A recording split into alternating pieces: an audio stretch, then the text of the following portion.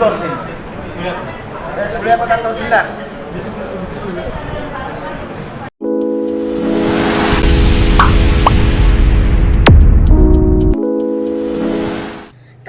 अनुसार बारिपदा उपखंड युग्म जन अभियोग शुणाणी मोट 191 गोटी अभियोग हेला शुणाणी। पूर्व निर्धारित कार्यसूची अनुसार मयूरभंज जिला सदर महकुमा बारिपदा ठारे जिलापाल हेमकांत साहू अध्यक्षतार कार्यालय स्थित सम्मेलन कक्ष एक युग्म जनशुणाणी शिविर आरंभ होता। उक्त जनशुणाणी शिविर में अतिरिक्त जिलापाल विभूतिभूषण नायक, जिला आरक्षी अधीक्षक वरुण गुंटपल्ली सहित जिलास्तरीय अधिकारी माने जोग देथिले। आज शुणाणी रे बारिपदा उपखंडर सर्वमोट 191 अभियोग पत्र शुणाणी पई ग्रहण होइथिला।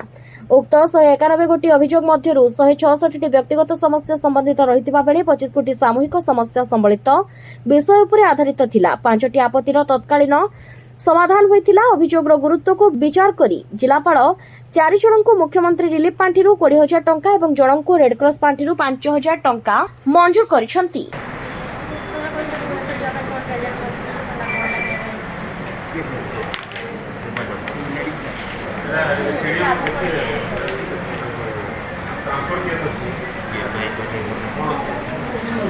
अरे खाली तू छात्र तुम छोड़ना है